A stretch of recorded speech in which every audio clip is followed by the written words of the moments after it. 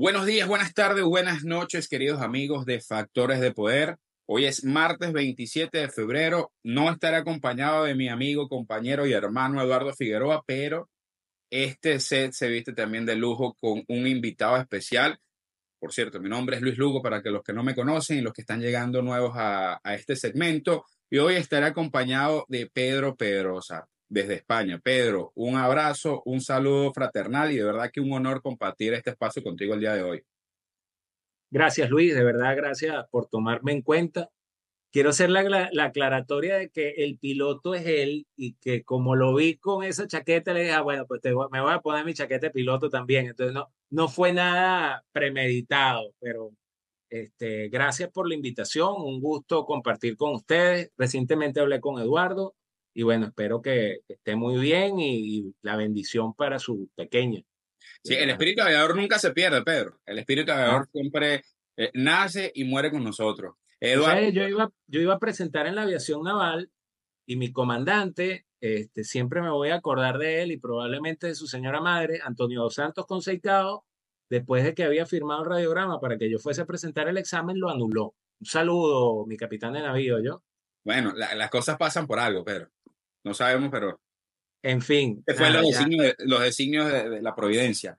Bueno, Too Pedro, much mira, time ago. sí, ya entrando en tema, entrando en esta, como yo siempre digo, en esta sinergia del mundo, yo creo que hoy podemos apartar todo lo que está ocurriendo en el mundo, que es interesante y es importante discutir, pero hay un tema que se mantiene en la palestra pública y es meritorio tocarlo, y es el tema del secuestro del teniente Ronald Ojeda. Ya vamos para casi una semana de su secuestro y todavía o sea, se mantienen tres hipótesis. La primera, de que fue lampa organizada; la segunda, que fue un autosecuestro; y la tercera, que fue una injerencia de la contrainteligencia militar venezolana en territorio chileno. Esta última es la que más pues tiene o agarra más fuerza, pero ya vamos para allá. Hay que hacer una digregación de cómo el régimen venezolano puede tener tanto poder, porque el régimen venezolano penetra tanto, no nada más en Chile.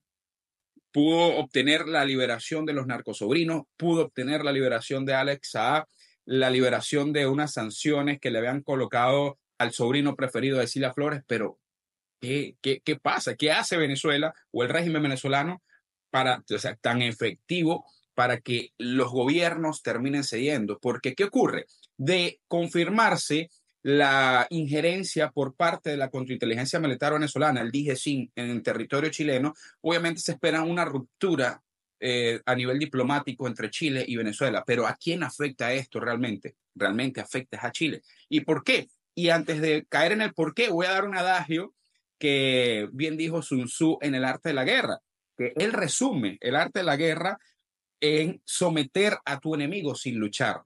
Y Venezuela, el régimen venezolano, ha hecho esto. ¿Cómo? Con la migración ilegal. Y ya vamos para allá. Ya vamos para allá. La migración ilegal, querido Pedro, fíjate que aquí en los Estados Unidos lo primero con lo que amenazó Delcy Rodríguez el día en que el gobierno o la administración de Joe Biden dijo que iba a restablecer las sanciones, ya que ellos no cumplían con el acuerdo de Barbados y que no querían darle la habilitación a María Corina Machado, pues ellos iban a restablecer estas sanciones. Y lo primero que dijo Delcy, ok, ¿me quieres poner las sanciones? Pues olvídense de los vuelos de repatriación. Entonces, por ahí van los tiros también en Chile. Chile no le conviene que no existan vuelos de repatriación, porque en el momento en que comienza a capturar delincuentes y personas que están de manera ilegal en territorio chileno, venezolanos, ¿qué van a hacer con ellos? Porque no tienen cómo devolverlos a su país de origen. ¿Qué opinas, Pedro?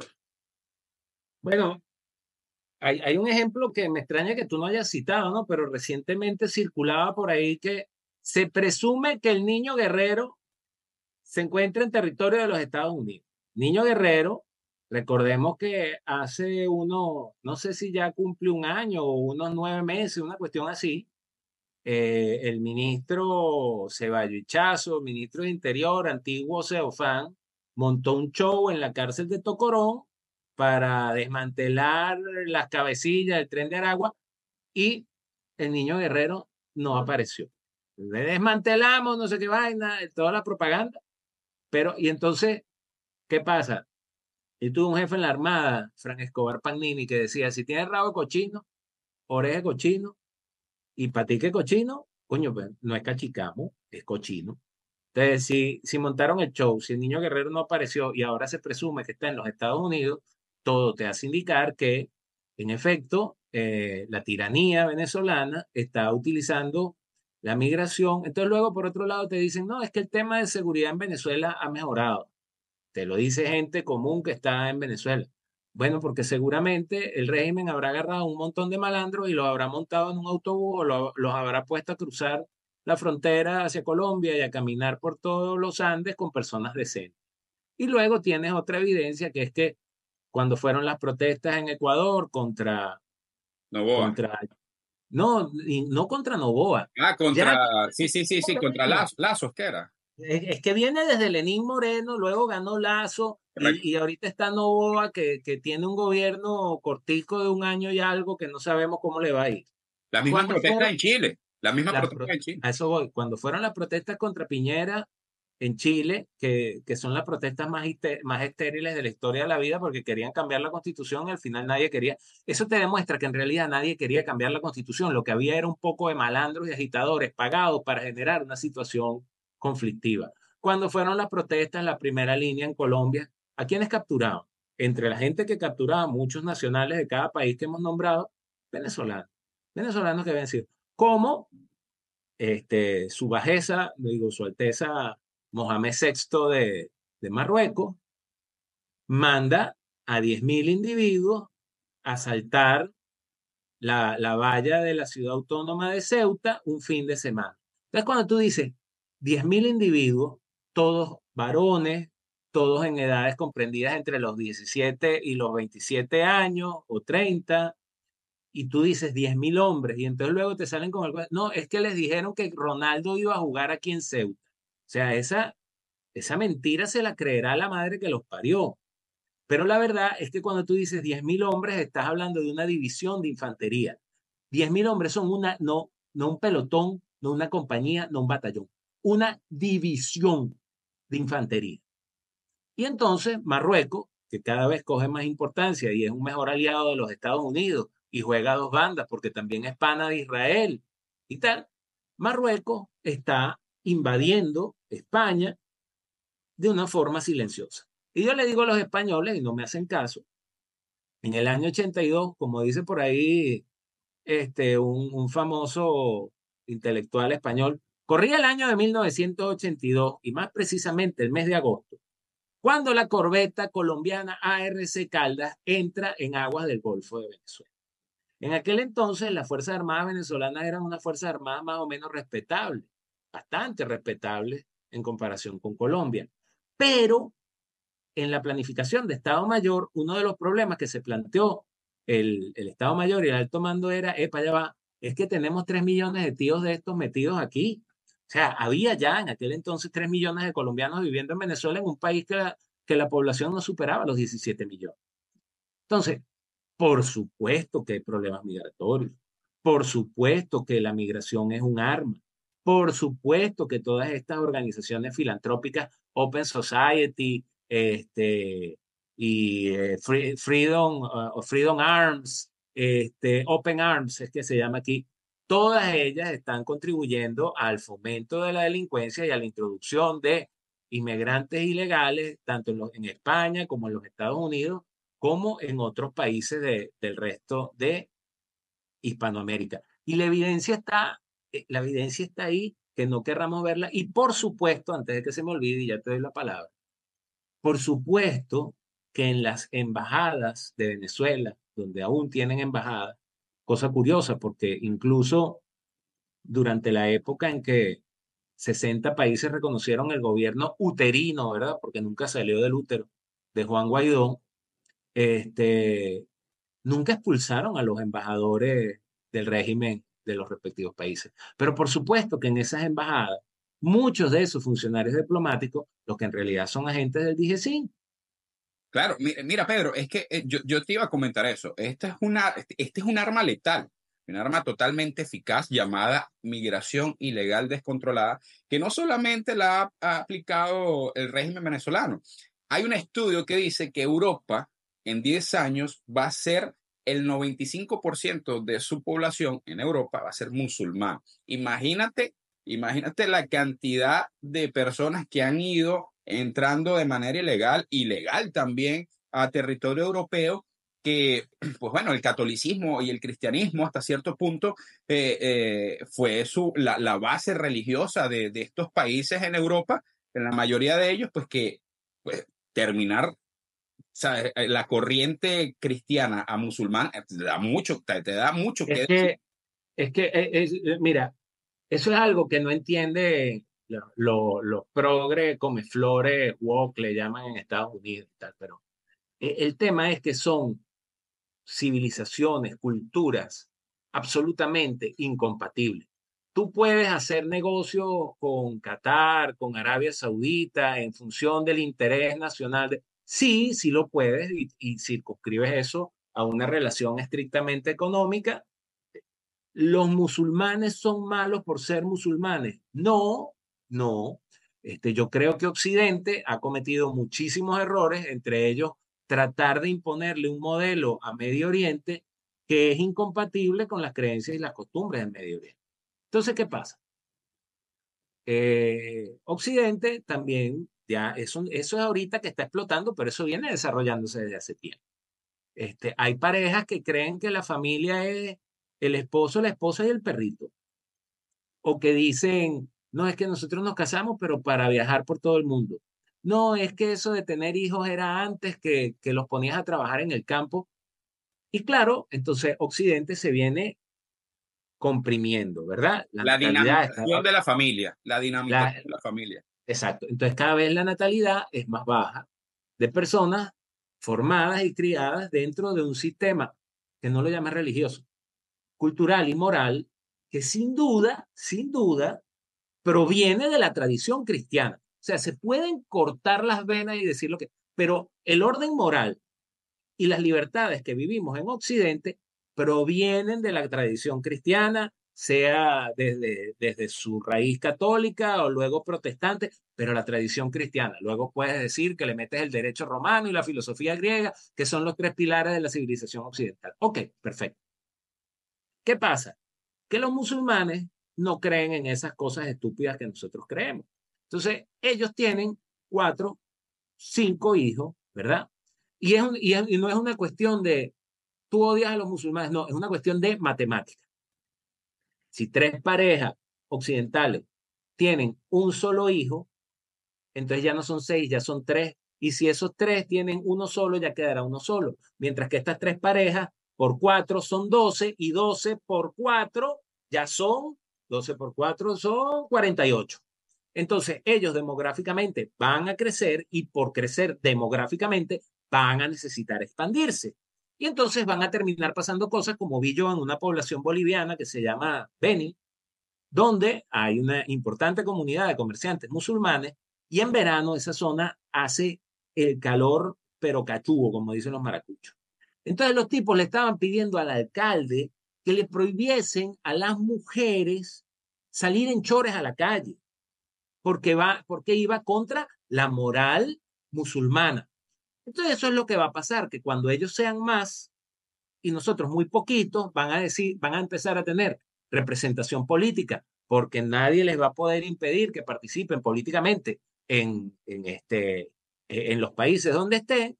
Ahí tienes a, ¿cómo se llama? Oman, Ah, la congresista, la congresista, Ilan Oman, correcto, la correcto. congresista demócrata de los Estados Unidos, van a tener participación política y van a terminar proponiendo en el Parlamento la implementación de la Sharia como ley.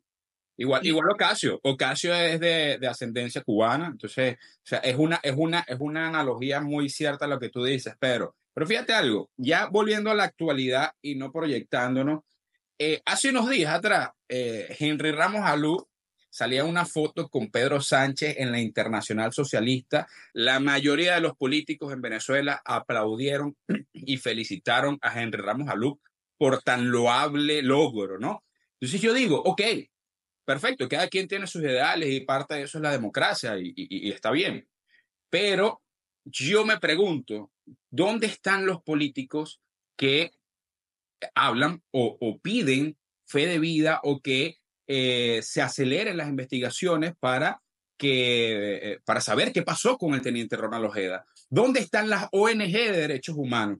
Mira, se abocaron cuando detuvieron a Rocío San Miguel, se abocaron, incluso hay una campaña que yo te dije, bueno, yo aquí lo dije, lo aplaudo, porque bueno, es una presa política y hay que alzar la voz por esos que no tienen voz, pero ¿dónde están todas estas organizaciones, sobre todo las políticas? Porque hay personas que dicen ser la nueva cara de la oposición venezolana, pero yo no he escuchado la primera o el primer tuit o la primera rueda de prensa con respecto a lo del teniente Ronald Ojeda. Mira, lo primero que hace un estado serio, cuando le sucede algo a un connacional en otro país, en otro estado, es, mira, yo necesito saber qué pasó con mi connacional, a pesar de que, mira, pueda tener una diferencia política conmigo, ¿no? Bueno, yo tengo que saber porque es mi deber preguntar por mis connacionales. Cuando es un estado serio, nosotros sabemos que el régimen no va a abocarse a saber qué pasó con Ronald Ojeda. Al contrario, va a tratar de dilatar o desviar la atención de la manera pues más expedita que pueda para que pues, no salga a la luz lo que realmente ocurrió. Pero, ¿dónde están las personas que dicen adversar este régimen? ¿Dónde están las personas que alzan la voz por los derechos humanos, que alzan la No, voz por los no, venezolanos? no ¿Dónde les están? interesa, no les interesa, Luis, y no les interesa porque en la medida de que el régimen acometa ese tipo de actividades y de felonía, en esa misma medida ellos justifican su existencia. Y esto va tanto para partidos políticos como para ONG presuntas defensoras de derechos humanos. Mira, el negocio de las ONG en Venezuela es un negocio y constituyó un modus vivendi, ¿ok? O sea, hubo gente que aprendió a vivir de eso, que aprendió a vivir de USAID y yo no quiero darle la razón a la tiranía, pero es que USAID siempre ha sido un brazo de la CIA. USAID montó el Euromaidán en Ucrania para derrocar a Víctor Yanukovych, que había sido un presidente tan electo como que te puede gustar o no. Pero entonces, USAID, International Republican Institute, que cumplen funciones, digamos que no votan todos los reales, pero los votaron en Venezuela. International Republican Institute, National Endowment for Democracy, Agencia de Cooperación Europea, etcétera, etcétera, etcétera, etcétera. Dijeron, bueno, mire, vamos, ustedes tienen un problema de democracia, vamos a meterle. Y entonces empezaron, tú te recordarás una época en Venezuela que había 2.000 millones de ONG, por nombrar la de Rocío San Miguel, Control Ciudadano, Ciudadanía Activa, Voto Joven, Mundo Sin Mordaza, había ONG para tirar para el techo, Foro Penal, etcétera, etcétera, etcétera, etcétera. El negocio de esas ONG es que en efecto hayan felonías por parte del régimen para ellos justificar su existencia. Pero yo todavía no sé de ningún liberado como consecuencia de la acción, corrígeme si me equivoco, como consecuencia de la acción de estas ONG. Porque las últimas liberaciones que hizo el régimen, que fue un grupo de 5 oficiales, y no vamos a decir nombres, pero todos sabemos cuál es el caso, fue producto de que Aceptaron su aceptaron su, cargo con los que digamos, estaban. la fiscalía les ofreció un acuerdo. Correcto. No Mira, fue producto de negociación. Eso no fue producto de negociación. no, ni de intervención de ONG alguna, ni de defensor de derechos humanos alguno. Aquí lo único aquí solo hubo una persona, porque no tengo su autorización, no la voy a nombrar, que no joda, que trabajó como hormiguita, sin ayuda de ninguna de estas ONG. Entonces, tanto para la clase política tiene que agarrar y decir, oye, mira cómo nos están tratando. Pero curiosamente, a ninguno de ellos se los llevan. O sea, a ninguno de ellos. Este, Leopoldo y su épica de entregarse, pues bueno, pues gente que llegó a visitar a Leopoldo me dice que el trato ojo, y siendo muy deplorable y muy triste todo el tema de privación de libertad, pero es que el trato que recibía Leopoldo no fue el mismo trato que recibió el general, ¿cómo se llama?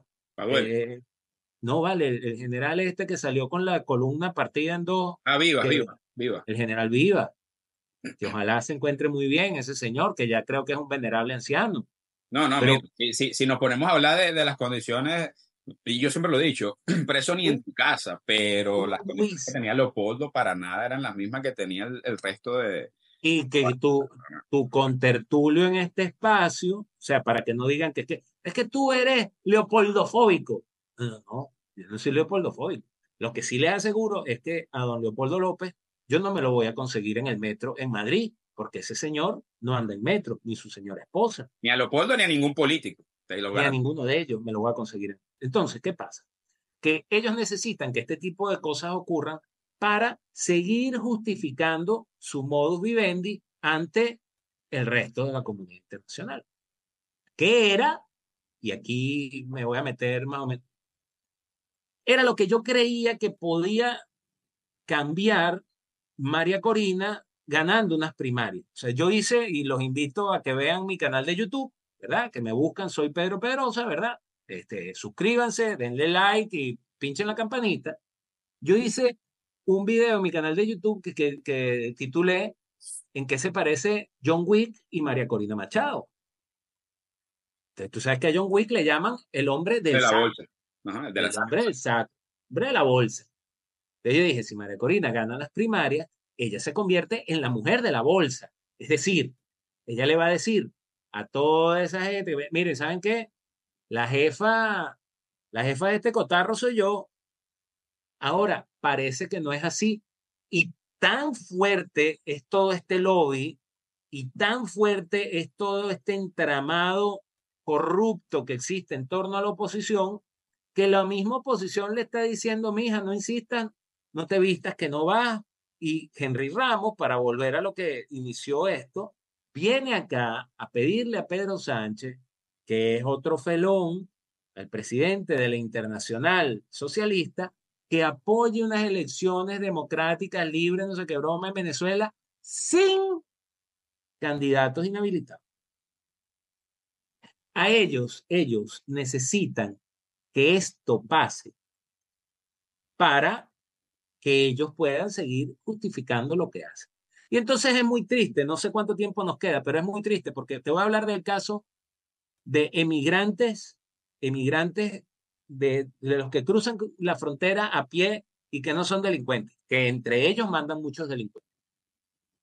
La existencia de ONGs o de comisionados de la OEA o de la ONU para emigrantes pasa por la necesidad de que haya ese tipo de personas. Entonces agarran y los refugian en un campamento y dedican $1 millón para ese campamento. De ese $1 millón, una parte se va en sueldos de funcionarios, los otros en viajes en aviones, los otros en camionetas, los otros en... Y a esa gente que está ahí refugiada en ese campamento, del $1 millón le llegarán 100.000 con el que le compran el plato de lentejas que le dan a mediodía. Y así funcionan, así funcionan. En España le llaman chiringuitos. Ojo, y Son chiringuitos. a eso iba. Así funciona a nivel mundial. No es nada más un tema Venezuela. Lamentablemente, la migración ilegal descontrolada es un negocio de una cúpula mafiosa inescrupulosa porque hay muchos bolsillos que se llenan, hay muchas personas que están tras bastidores, que viven una vida de jeques, de ricos, que gracias a bueno, a la tragedia de muchas sociedades, entre ellas la venezolana. Y sí, pero sí, ya el tiempo se nos estaba acabando, pero fíjate algo sea, como siempre digo, llueve y no escampa, porque mucho más allá que estos estados que tienen, entre comillas, convenios con el régimen venezolano o que pretenden tener ciertas alianzas políticas, quizás no económicas o quizás económicas y no tanto políticas, pero que las necesitan para poder tener esa ventana de deportaciones, porque hoy en día la migración venezolana ya pasa a los 8 millones de venezolanos en el exterior, en el mundo, y esta es una diáspora pues, que ningún país, ni siquiera los Estados Unidos, tiene las bases económicas como para sostenerse, ya que, bueno, mira, de verdad que es incontrolable. Es triste porque como tú mismo bien lo dices, hay una cantidad exorbitante muchas personas que vienen de verdad a trabajar y buscando un mejor futuro para ellos y para sus familias, para las generaciones que vienen de relevo con ellos, pero lamentablemente con ellos también vienen personas a hacer cosas fuera de la ley y a cumplir misiones, sobre todo a cumplir misiones de ideologías políticas para desestabilizar, para mil cosas. Y entonces viene el régimen y manipula con estas migraciones al resto de los países. Ok, bueno, está bien, corta relaciones conmigo, pero no te acepto ningún vuelo de repatriación. Realmente aquí los afectados son los venezolanos. Realmente aquí, Pedro, los que de verdad están, pues bueno, huérfanos, es la sociedad venezolana. Y yo te voy a terminar con un par de, dos o tres cositas muy rápidas. Las propias organizaciones de derechos humanos incurren en unos errores. Te hablan, por ejemplo, de desapariciones forzadas. O sea, hablar de desapariciones forzadas es una estupidez porque nadie desaparece voluntariamente. Te hablan de ejecuciones extrajudiciales. Te pregunto, ¿en Venezuela hay pena de muerte? No, no. No, no la hay, porque o sea, esta es si hubiese pena de muerte, esta es una ejecución judicial, ¿verdad? Que hay una sentencia de muerte y esta es extrajudicial. Simplemente hay ejecuciones. Eso por un lado. Segundo, las grandes fortunas de venezolanos en el planeta, que tú me acabas de hablar de los 8 millones, nosotros nunca vamos a volver a Venezuela. ¿Sabes por qué? Porque no somos como los judíos. No es que yo quiera ser judío como Milei. No, es que no somos como los judíos que cuando andaban por ahí andrajosos, comiendo basura, las grandes fortunas judías se pusieron al servicio de sus paisanos para convertirlos en una comunidad económica y políticamente influyente en cada uno de los países donde estaban. Todo el dinero que está regado de venezolanos, tanto enchufados arrepentidos como gente honesta que hizo dinero, nadie, aquí en España, en Madrid nada más, somos unos 20.000 venezolanos que o estamos detrás de un volante de un Uber o estamos montados en una bicicleta haciendo delivery. Y ahí consigue abogados, diseñadores web, programadores, odontólogos, médicos. Nada. Aquí hay un caso que son los que más se han organizado, de los odontólogos pidiendo que le homologuen los títulos. Y no ha habido un solo venezolano con pasta que haya contratado a un bufete de abogados para hacer que esa vaina marche. Entonces así nunca vamos a ser influyentes en los países donde estén. Así va a seguir habiendo los Ronald, va a seguir habiendo la Rocío San Miguel y la clase política va a seguir justificando su existencia precisamente porque nunca podremos hacer nada para revertir la situación de Venezuela. En conclusión, Pedro, nos hace falta unión como sociedad para salir de la tiranía y para sobreponernos pues, aquí en el exilio como tal. Mira, Pedro, agradecido de verdad con tu compañía. Para mí fue pues, un placer y un honor compartir este set contigo. Espero que nos acompañe en emisiones futuras. Bueno, ya Eduardo la semana que viene se reincorpora y pues bueno, un panel entre los tres no estaría mal. Siempre agradecido por tu invitación, Luis. Les tengo gran aprecio a todo ese grupetín tuyo. Quiero invitar a tus espectadores, pueden escribir, pueden leer lo que escribo en www.pedropedrosa.com y por favor suscríbanse a mi canal de YouTube que ya está cogiendo fuercita y ahí nos vamos ayudando. Válida la cuña, hermano. Un abrazo en la distancia y a todos nuestros amigos de Factores de Poder, pues bueno, nos veremos el martes que viene. Hasta pronto, feliz tarde.